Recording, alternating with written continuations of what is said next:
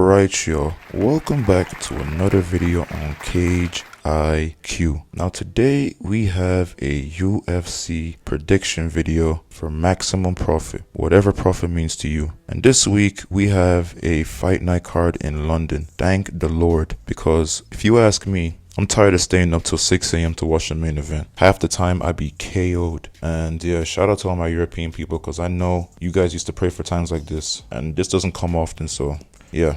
Anyway, we have a fight night card headlined by two undefeated prospects at the top of the featherweight division. Russians Evloev and hometown hero Lerone Murphy. Someone's O has to go. Now, without further ado, let's get into it. Run the intro.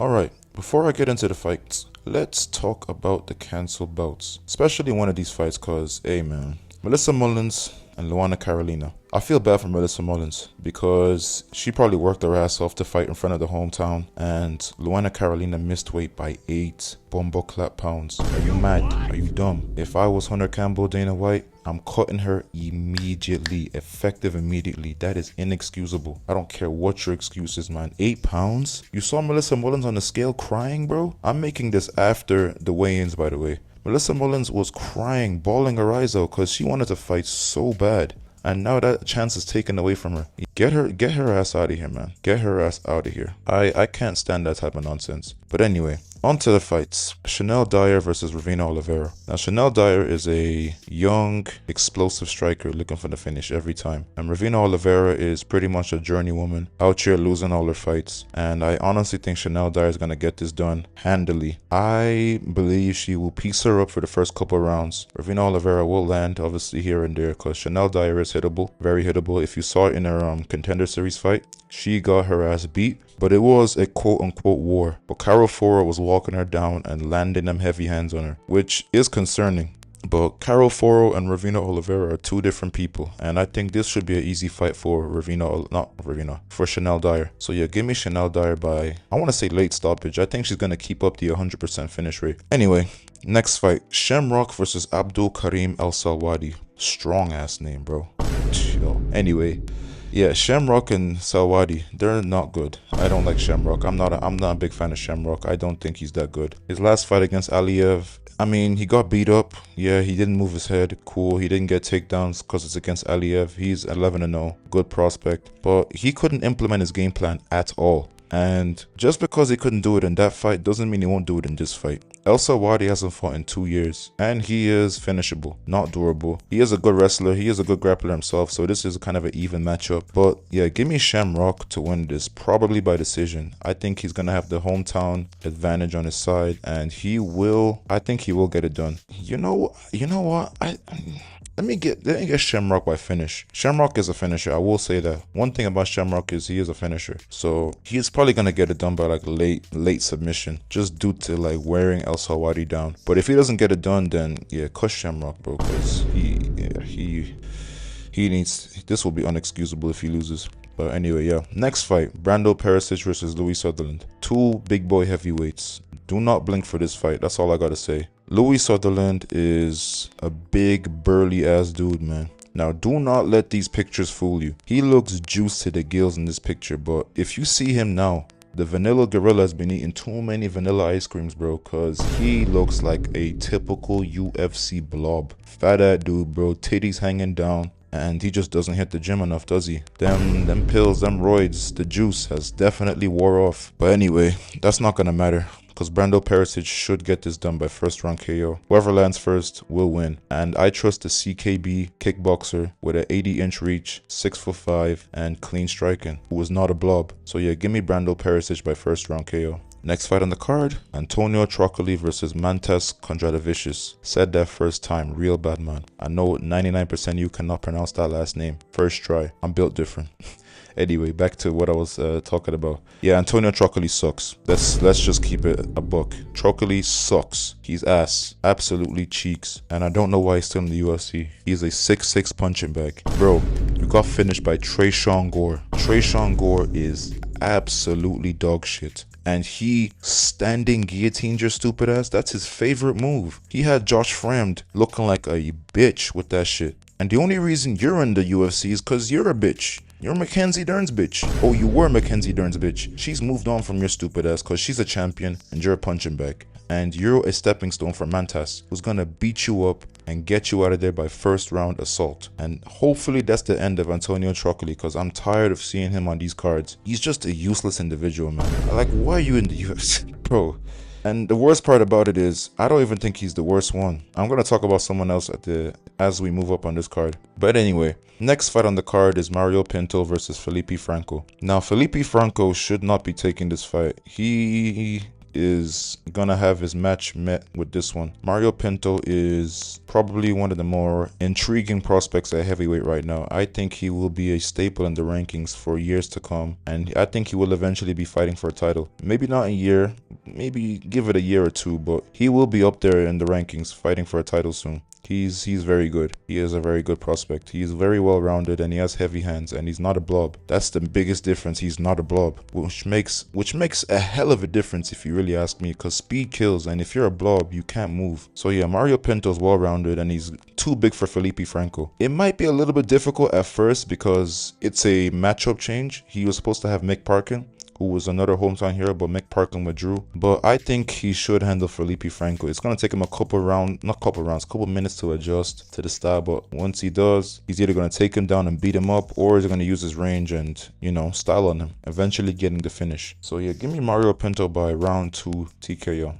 Next fight on the card is Nathaniel Wood versus Losane Keita. Another banger. This is a banger right here. Do not blink for this fight. Nathaniel Wood is a very consistent fighter in the UFC. 4-1 in his last 5, and arguably shouldn't have lost that fight to Naimov because he's a cheating little rat. And I'm glad he's starting to lose now because he pisses me off. Naimov he's a cheating bastard and he pisses me off. But anyway, I digress. And let's go back to the fight. Nathaniel Wood's still going to lose anyway. I think he's going to get sparked out because even though he should be on a 5-fight win streak, he's very hittable, man. Very hittable. He gets tagged and dropped in pretty much all of his fights. Andre Feely put your ass down for a split second. And although you have good recovery, it's not going to be enough for Keita, man. He's probably one of the best prospects outside of the UFC. He's finally getting his chance. He hasn't fought in over a year, but it doesn't matter, man. Them hands still work. They're quick. And he's one of them wild Belgian dogs, man. Fights just like his Belgian brother Balagioki, except he's cleaner. He's cleaner. Quick hands, bro. And yeah, he's gonna walk him down and knock his ass out. If it doesn't happen that way, Nathaniel Wood should weather the storm and win by decision, but I just don't see it happening. Losane Keita is gonna knock him out within the first 7 minutes. I'm telling you this right now. And low-key, I think that might be a lock, but hey, we'll see. Next fight on the card is Axel Sola versus Mason Jones. Another banger fight right here. Sola is a tall, rangy lightweight. Usually fights at welterweight, but he's at lightweight for this fight, and at 6'2" with a 74-inch reach, that is very handy.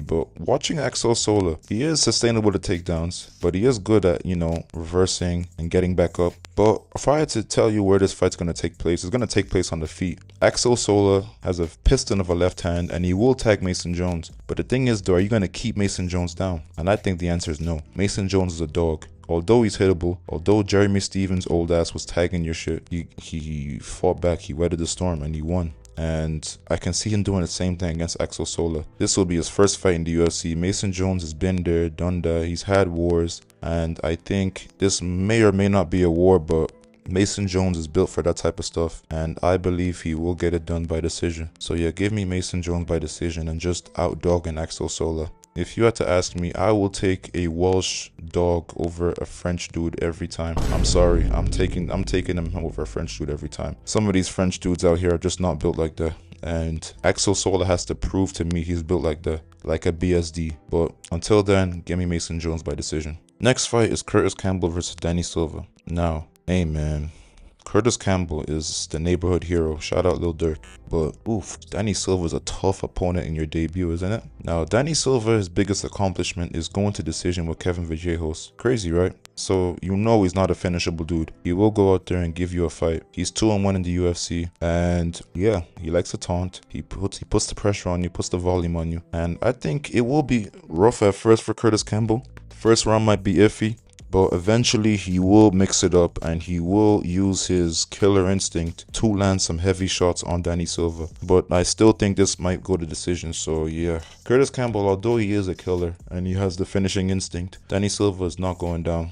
And I believe that Curtis Campbell will get it done just using IQ and grit and having, again, the home crowd advantage. So yeah, give me Curtis Campbell by decision, just using his well-rounded game to his advantage. Now, next fight is Roman Dolidze versus CLD, Christian Leroy Duncan. Hey man, let me tell you about Roman Dolidze, bro. The crafty veteran, the OG. Rumor has it that after this fight, there will be a Vettori versus Dolidze 3. And I'm joking, fuck out of here. I don't know where I'm going with that, but yeah, CLD's gonna style on him, bro, via spinning shit and just beating his ass. Dolidze, at this point in his career, that last fight dropped his stock dramatically. And how he's still ranked is beyond me, but yeah, CLD should style on him. Shuck off the takedowns and just win via spinning shit. He uses his elbows very well. He's very good in the clinch. And I'm praying that he doesn't get muscled by Roman Dolidze, because I can see it happening. I can see it happening, but I trust CLD in this situation, especially since he's on a 3-fight win streak. He's learned from his loss to RoboCop, and I think he will put a lot of damage on Dolidze, not finishing him because Dolidze is tough, but yeah, I can see him winning by decision. So yeah, give me CLD by decision. Next fight, Iwo Baranowski versus Austin Lane. Only God knows how this is on the main card. Only God knows. And only God knows why Austin Lane is taking a light heavyweight fight. You are the chiniest dude in the bigger weight classes. Chinier than Johnny Walker, chinier than Dominic Reyes, chinier than fucking, I don't even know, man. But you're the chiniest dude in the heavier weight classes and you're moving down to 205. Are you out of your mind? And you're fighting a 7-0 dude with 7 first-round finishes. Do I have to explain myself? Do I have to explain myself? I'm picking Iwo by first round slaughter. And hopefully this is the end of Austin Lane, because this will be 3 finishes in a row. So yeah, Iwo by first round assault. Michael Page versus Sam Patterson's the next fight. And, you see, this fight is unfortunate for both these guys, because these guys are friends, training partners. They didn't want to fight each other, but at the end of the day, money's money, and whoever wins this fight gets a serious stock boost, because Sam Patterson's on a 4-fight finish streak. MVP is 3-1 in the UFC, beating some very game opponents: Shara Bullet, Jared Cannonier, Kevin Holland, and his loss to his loss to Ian Gary I will accept that loss, because Ian Gary had to grapple to beat him, and Sam Patterson has to do the same or else he's gonna lose. He's gonna lose by decision.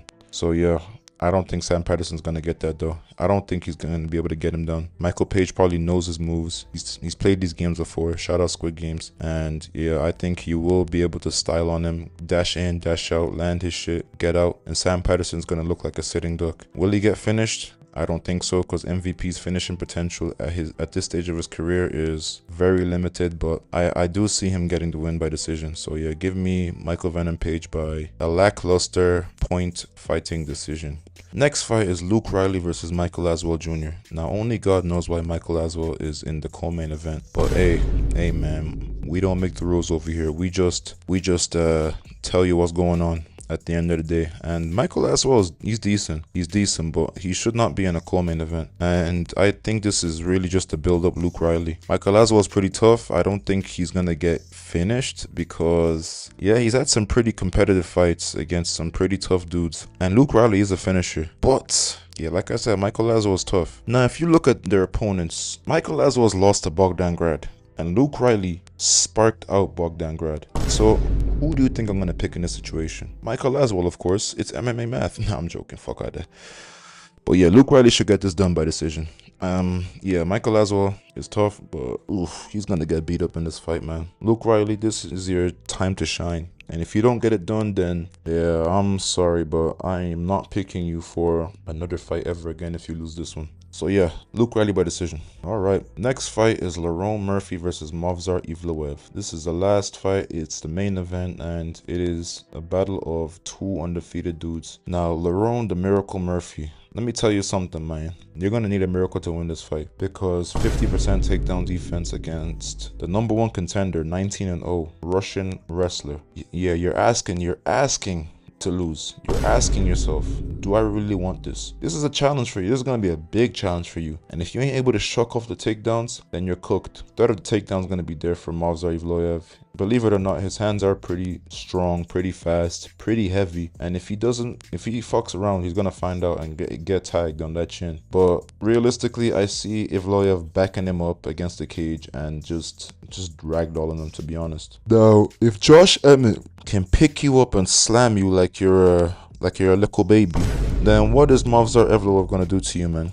He's going to do the same thing, if not worse. He is more of a cage wrestler at the end of the day, and the way Lerone Murphy wins this is by circling and keeping it at range, using his kicks very well and point fighting to a decision. But I don't like that, man. I need excitement. I need fireworks, bro. I need something, man. But with these two fighters, we're not really gonna get that. The only excitement we got from Lerone Murphy is that spinning elbow. And I will be honest, Evloev's fights are decent. They're not that boring as you think they are. The fight with Arnold Allen was pretty good, even though he arguably lost. And the fight with Aljo was a grappling chess match, and I actually enjoyed that fight, believe it or not. But this one's gonna be different because, you know, styles make fights, and we have a guy that's bad at wrestling versus a guy that only wants to wrestle. So realistically, how do you see this fight going? Because I see it going 49-46 of Evloev. Let me know in the comments. I think this is a pretty decent fight night card. It's 6 out of 10. Maybe a 6.5. Really competitive fights from top to bottom. And we're going to see a couple upsets. I got a feeling we're going to see a couple upsets, but who knows, man. We'll have to see tomorrow. Anyway, I'm out of here.